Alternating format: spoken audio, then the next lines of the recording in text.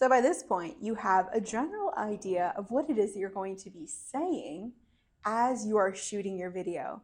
But I want to share just a couple of video shoot hacks that have helped me. Because I can tell you, the very first time that you're like, okay, I know what I'm going to say, and I have an idea, and I'm going to share, and it's going to be exciting, there's going to be tech issues. And I want you to overcome those tech issues easily.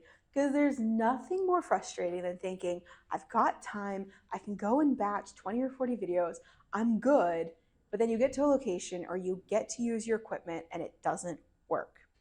P.S.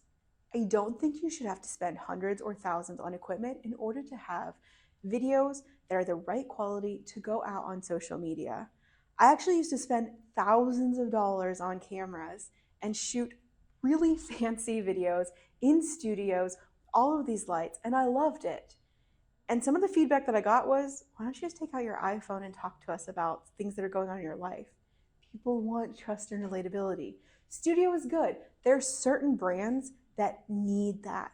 But for the majority of us, it's okay to do it somewhat, unprofessionally is not the right word, but somewhat personally. We are all relating with one another on Zoom, on Microsoft Teams, on Riverside, on FaceTime, in these really interactive, personal ways. It is common for us to be speaking to one another without fancy tech. And so sometimes when we do something really slick, it actually can bring a discrediting factor, and we don't want that. We want it to feel genuine. We want it to feel authentic. You can actually do most of your video shooting on a quality smartphone, whether you go Android or iPhone. I like the iPhone. It's been easier for me, but I know people who've done it on Android as well. Here are a couple of the products that I have used that have helped me. I'm not an affiliate for these products and I'm not associated with them in any way. I just know they've been super helpful for me. Number one is a lavalier. Please invest in a good lavalier.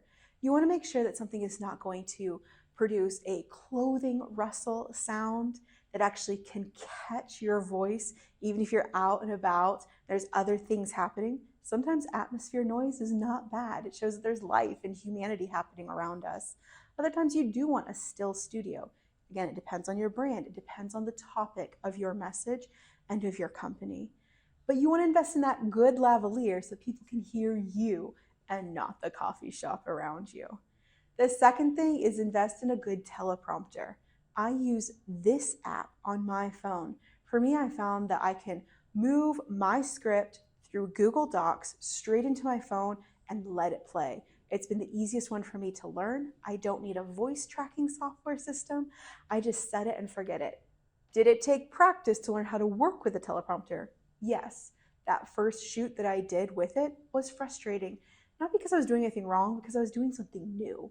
And if you're going to be doing something new, it's going to feel a little bit odd at first. Push through it. Try it. Put some of those videos out there and get some feedback. It's going to be okay. Professional and perfect is not the win. Trust, relatability, those are your winning goals.